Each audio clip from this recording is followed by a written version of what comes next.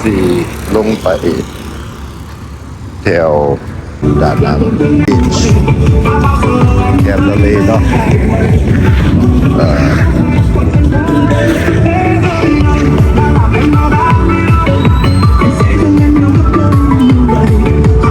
ก็จะไปเอ็กซ์ไซส์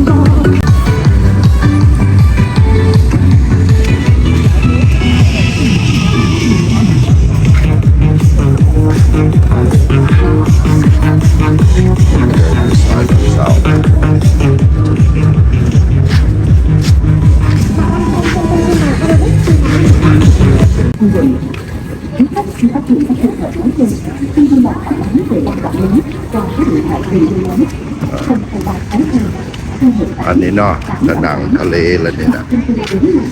ดะนังบีชตอนนี้เขาอยู่ดะนังบีชเด้อกำลังย่างลงทะเลอันนี้มาเสกเกิด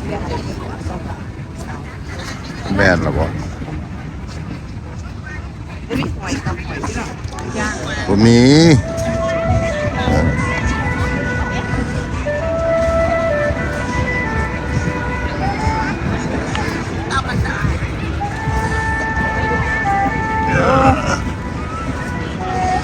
มันยืนหนึ่งเดือดพอดีเลยเนาะ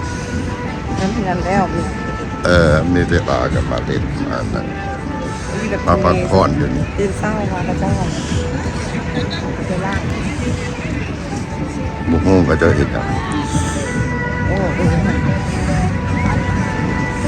เขาจะคลีนนั่นนี่เขาเห็นยังเขาดึงยังฮะ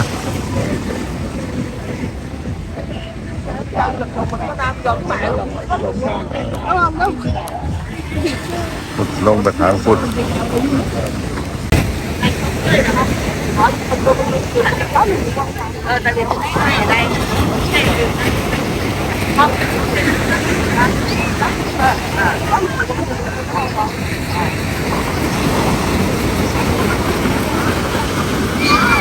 เบิ้งก็จะเอาที่ดินทรายนะครับปูโตกันนะเอาไปเห็ดนะมันวันนี้คนมันลงไปใต้ไปหน่อยหนึ่งเอาจะลงก็ลงแม้ลงนี่นะ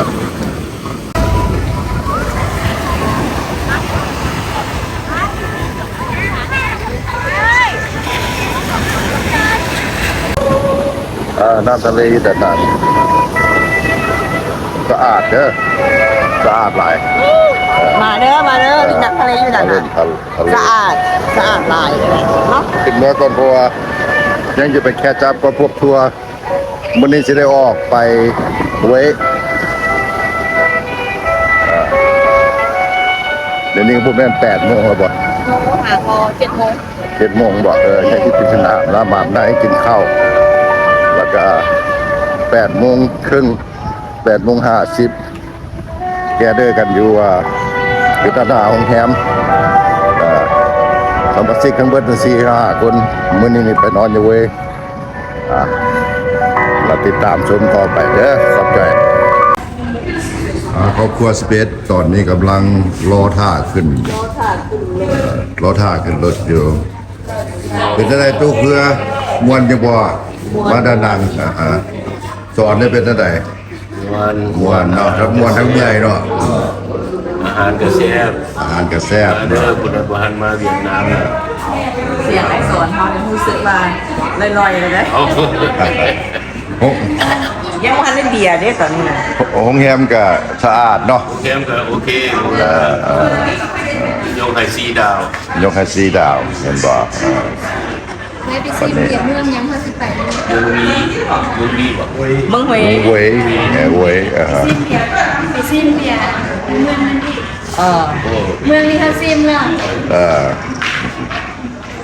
เป็นอะไรนะแก้วโอเคอยู่บ่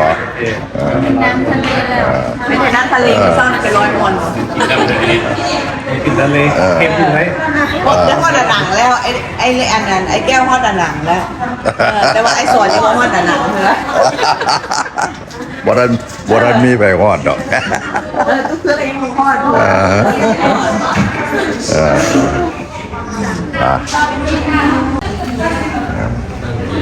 เป็นอะไรม่วนบ่ม่วนเนาะทั้งม่วนทั้งเมื่อยแม่นล่ะมื้อเช้านี้ได้ลงเล่นทะเลอยู่บ่ได้ลงเนาะก็ลงในมือทำเลทะเลอยู่นี่สะอาดเนาะไปแล้วไปมื้อเช้านี่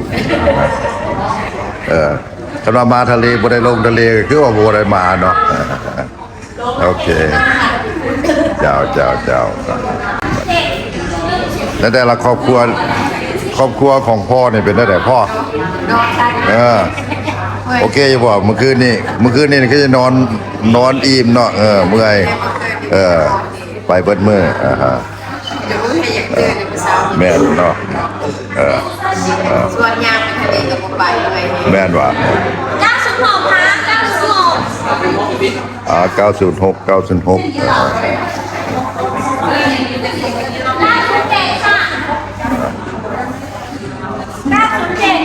เป็นอะไรอันสองไงน้องเนี่ยเป็นอะไรนี่ม่วนอยู่บ่ม่วนเนาะได้ลงเล่นน้ำทะเลอยู่บ่บ่ต้องกวดบ่สิซื้อเนาะอันน่ะห้องเฮิงก็สะอาดดีเนาะโรงแรมเนาะเอาไปต่อเขาไปพุ่นละไปห้วยพุ่นละมื้อนี้ก็สามัคคีกันเนาะทั้งหมด45 คน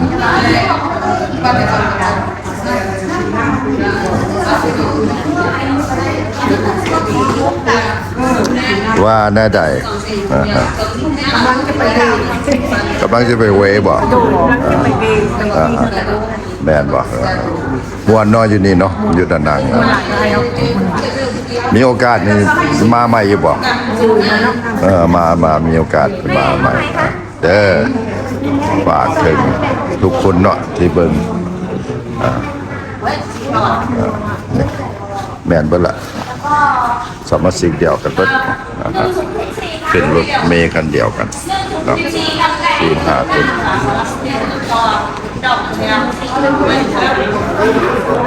อันนี้ก็จะบ่แม่นสมาชิกเนาะนอนโคตรทบอยู่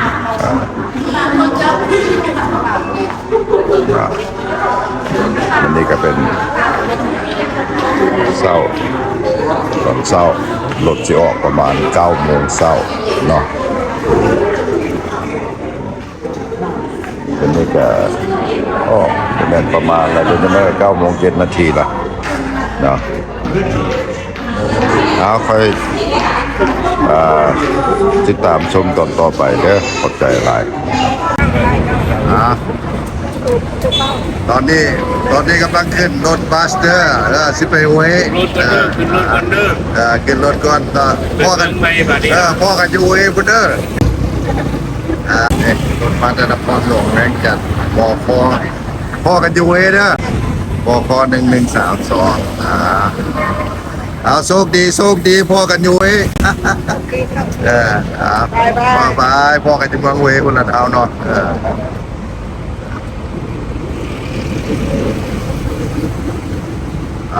สดเฟิร์เลยนะที่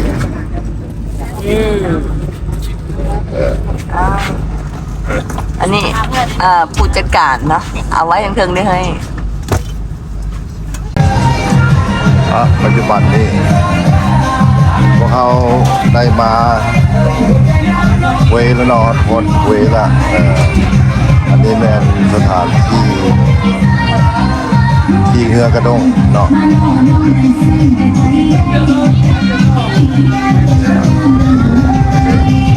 ข้างในนี่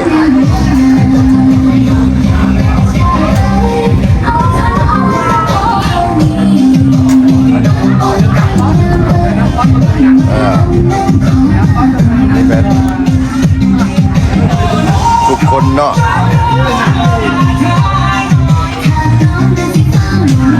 ที่ออกจากรถบัสมาออกมาละที่ท่าลงเรือนี่แหละ ละกลุ่มบ่ฮู้ว่าเรือลำหนึ่ง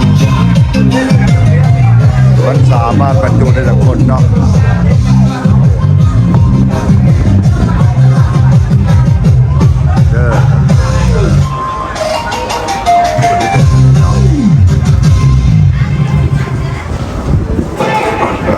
ใส่กันที่ห้างกับหม้อกาแฟมีของนอนห้องน้ำเข้าน้ำ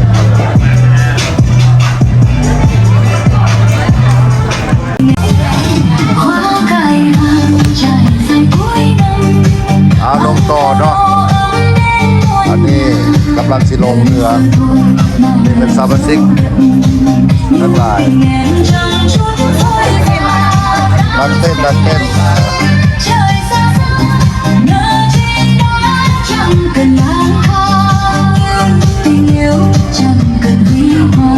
โอ้มันเป็นคลองเนาะเป็นริเวอร์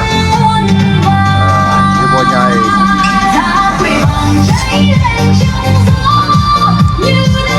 คนลงเรือเนี่ยเขาใช้กรุ๊ปลงเนาะกรุ๊ปเขาได้เอา ปุ๊บอยู่ใน กรุ๊ปอยู่ในบ่มันจะเป็นแก้วคักๆมัน เป็นปุ๊บ โอ้รับละ2 คน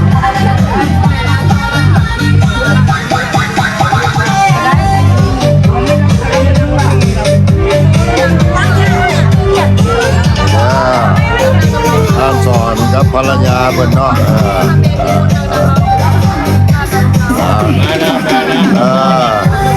สิให้ตกเรือมาเด้อ ไก่อยู่นี่ไปใส่ไก่อยู่นี่ ใหญ่ว่าเต่าล่วงโอ้โอเค นั่งลงใส่ลงเลย เอากูไปนะเจนนี่ไปกับไก่เด้อลูกเลยเอา ไปก่อนเด้อมาดิ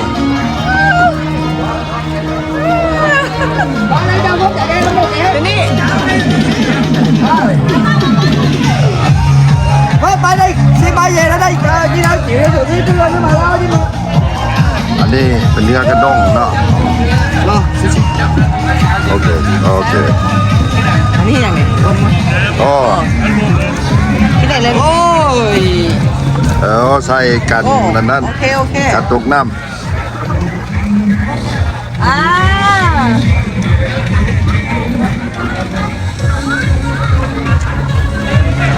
ก็ได้เอาอันนั้นมาแล้วกันแดดมา ใส่ไปเลย เหมือน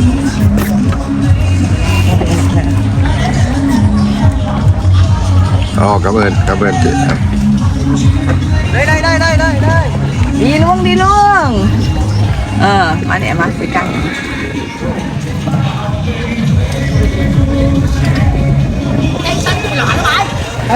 tụi mày để tao chọc lại tan ra tao mua cây tao mua đồ cái tao trả luôn qua cái đâu cạnh gì mấy cái bánh chín lọ mày bao vô hả bao vô hả đó bao vô hả mà không mày chạy tao đi qua mua cây qua tao trả nghe luôn cái ông trả nghe เ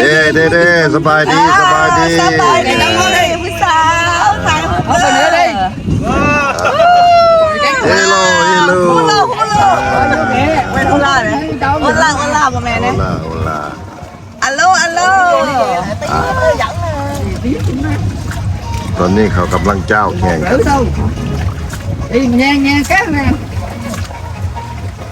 ลูกบ่มีกันห่มบ่บ่ Khăn hôm đi, bọn cho mày khăn hôm hả? Em ơi, không có cái dù hả em? Có cái dù cho con bên kia kìa. có được cái vô mẹ không coi cho khách vô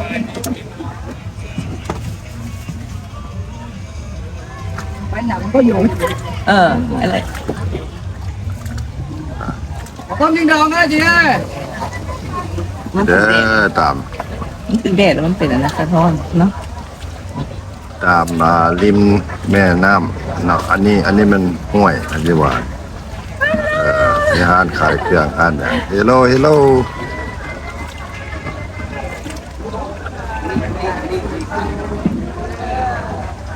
นี่มันก็คล้ายๆกับป่า อยู่เม็กซิโกเนาะ đây đây lòng trai chân ค đều ล้าย đây ๆกับ đây เม็กซิโกก็ได้ละ แกดูเราอย่าง ไม่อย่างเนอะว่าอย่าง ดูเราอย่าง บ่ได้ยิน โอ้จัดจุด แล้วพวกนี้ท่านโฮมเหมือนเจ้าป่ะเอ้า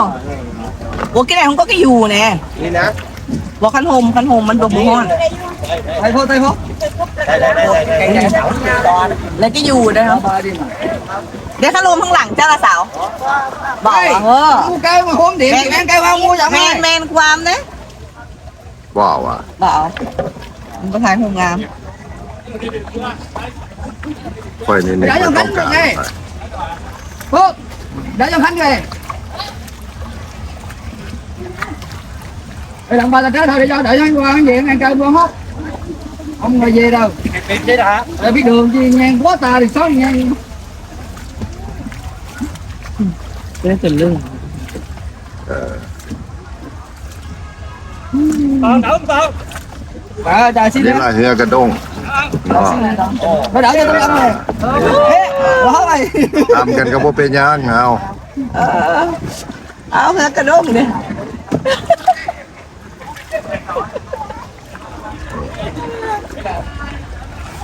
ผู้สาวผู้บ่าว chúng ta mình nói lui về sau chúng em lui về sau lui này đi đi โอเค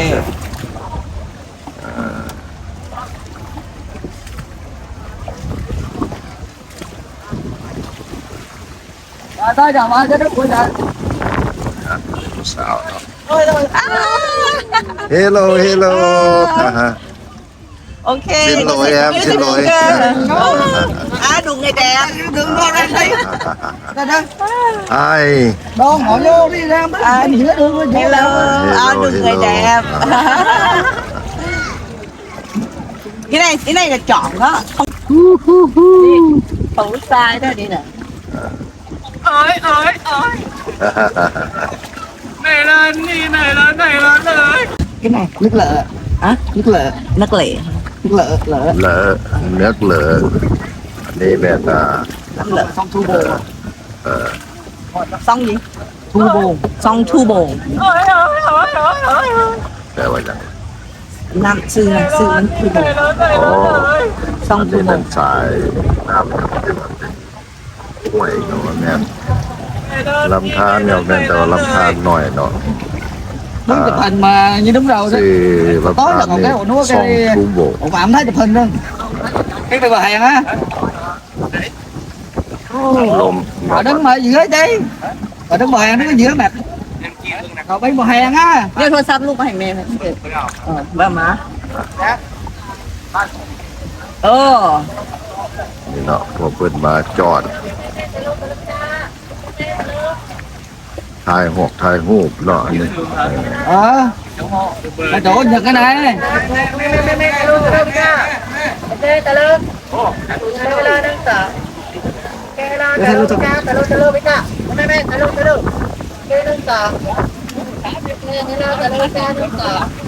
ไม่อยากจะโหลดถ่ายรูป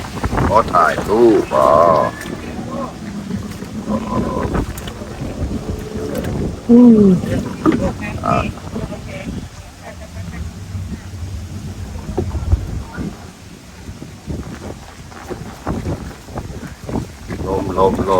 ลมแรงมากเลย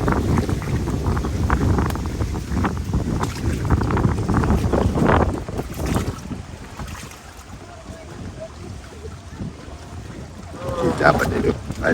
สองมือนี่ไอ้เสียงเพราะว่ามันแห้งเลยทุกคนไม่จับสองมือ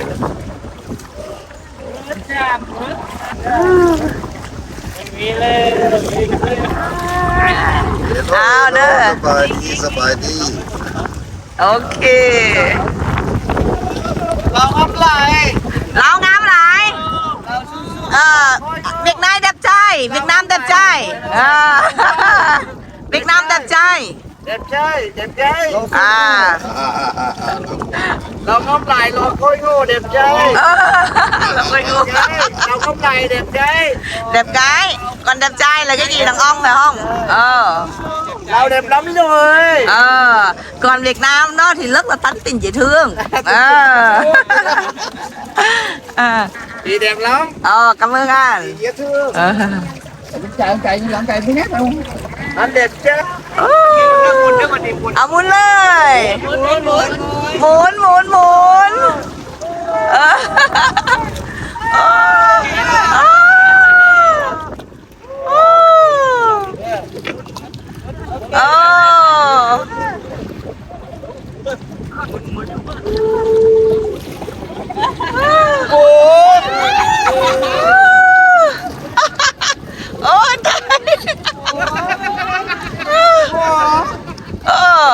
Cái này hay quá, giỏi quá vậy ta.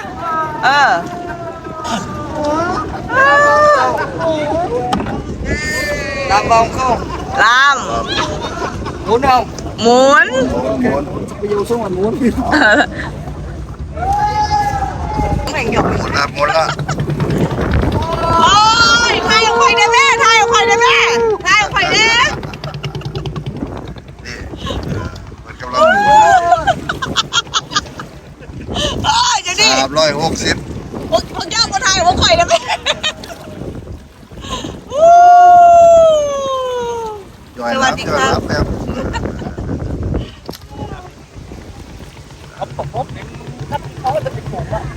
Anh đi phốt rồi đi. Được thứ ha. Là mà biết phu này đi nào.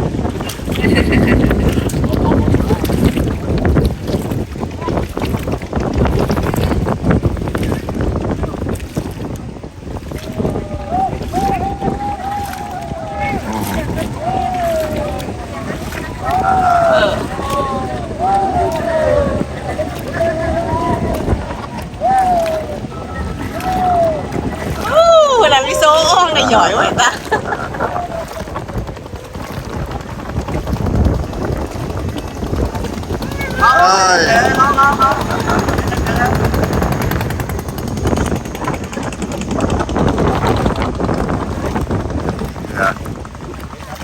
Ngày mà năm nó gió thèm này mới cạo được quá là trước mà quằn đó thôi bạn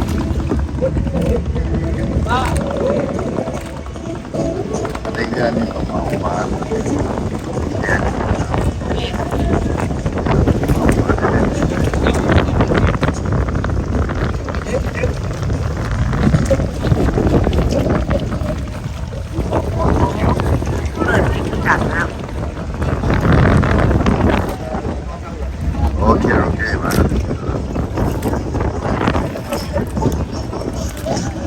sama bukan dokter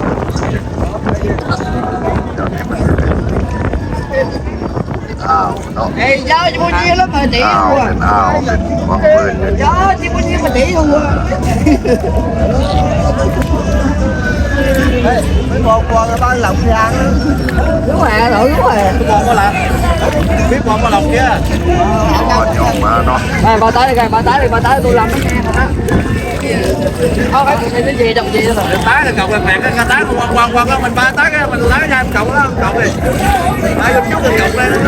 cậu ở xe đĩa ở sao vô cậu tái ở giữa không chịu cậu đó là vô đúng đầu cậu liền lúc đó mình ba quanh đấy mày giữa đó phía đây đó giữa đá giữa là Ca hả? Ca. Bạch lông đi.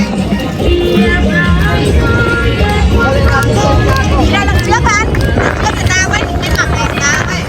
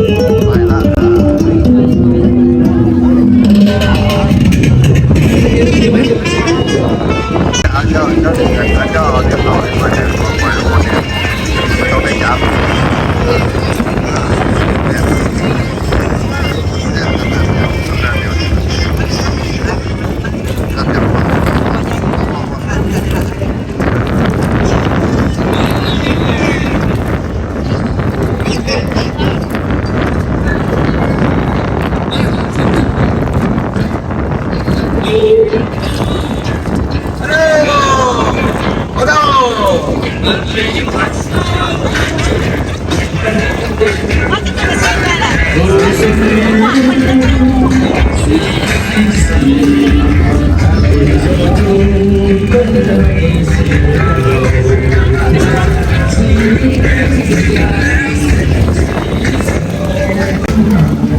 ยากกระโดดโอ้คัก ใครให้ได้ดูตัวหน่อยนะมันไปได้ ขอนักเรียนคักเราจะแบกที่เม็กซิโกไปเดี๋ยว แกได้พูดแล้วที่บอกมันกินไทยแล้วอ่ะยังมาตักได้เท่ไม่เท่มันจะมีลาบมันกระด้งใหญ่ว้าว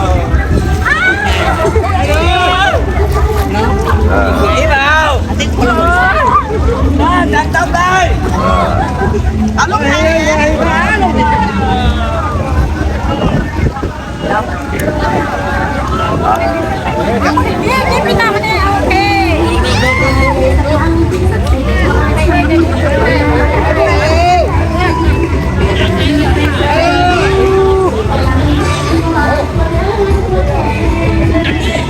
เอาไทยให้ได้มาดินี่ล่ะ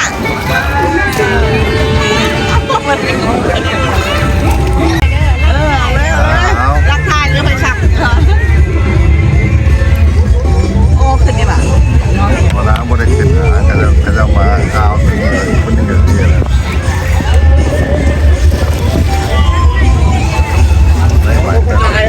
อ๋อเดี๋ยวมันโชว์ดิโชว์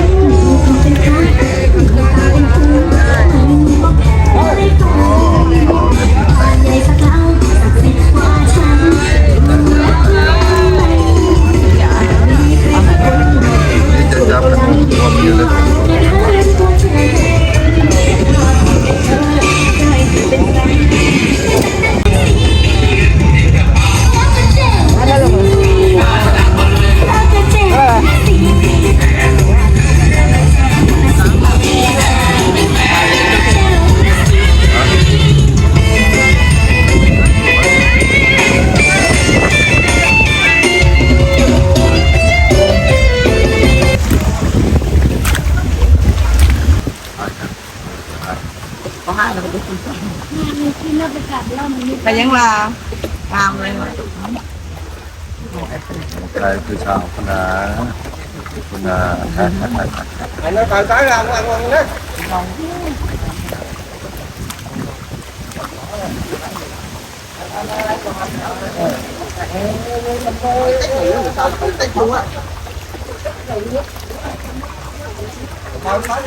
บึกจำบึกบึกจำบึก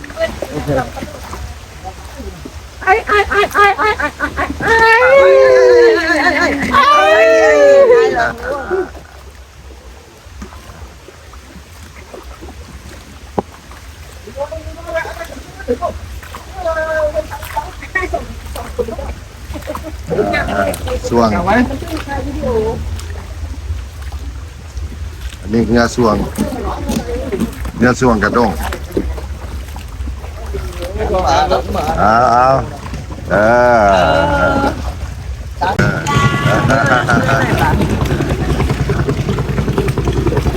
เอามาเถอะกระดกกระดก หน่อยวันบอวันลายบอคัก ไปอีกบ่ ไป โอเค เอานี่กันครับพวกมาไปนี่จะลืมกลับไป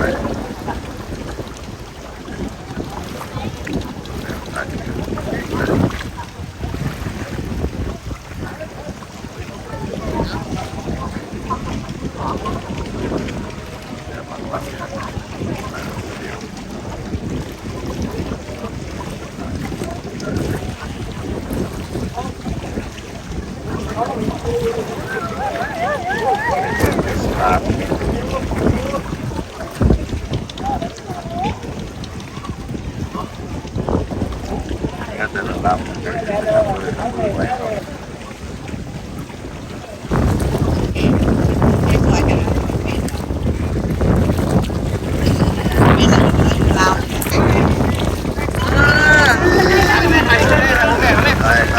ไปละปากสันไปแล้วปากสันโอ้ยปากสันเอาแซงหน้าแซงจับละบึกจับ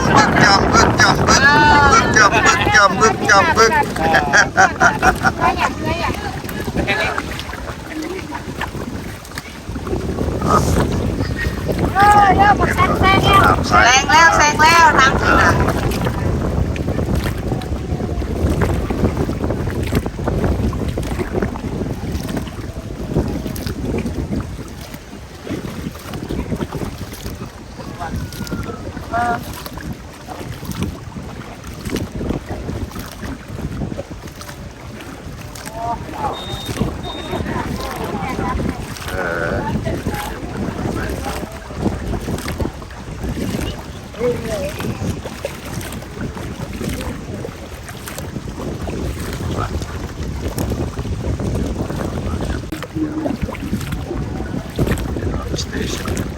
น้ำลาย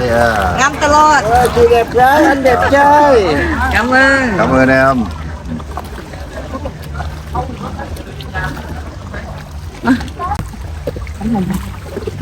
โอ้ยเอามาหอดละจนใหม่แล้วจนใหม่หมดละ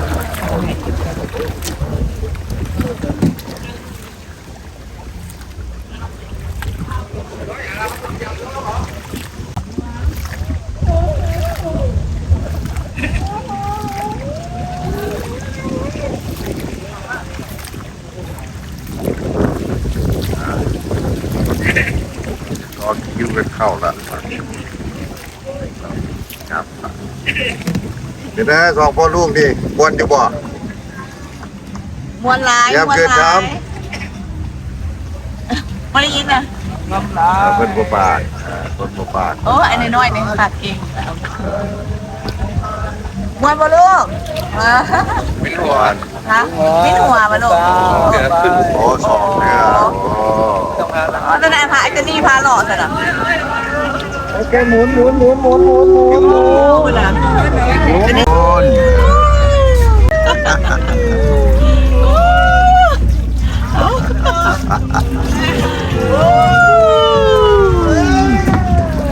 บุญรอดผ่านจังละ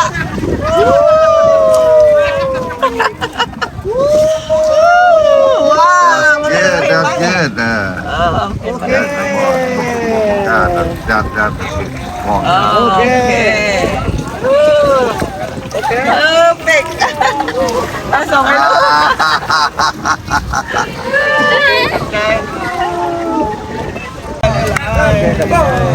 ก ใจเลย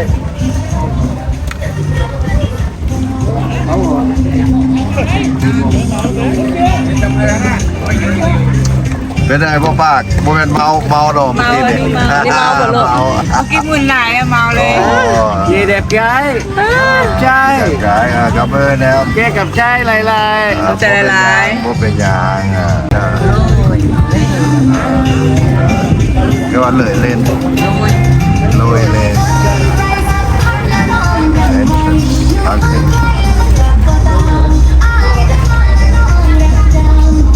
เดี๋ยวขึ้นจะได้หนาให้สอนครับภรรยาเขียนไปละ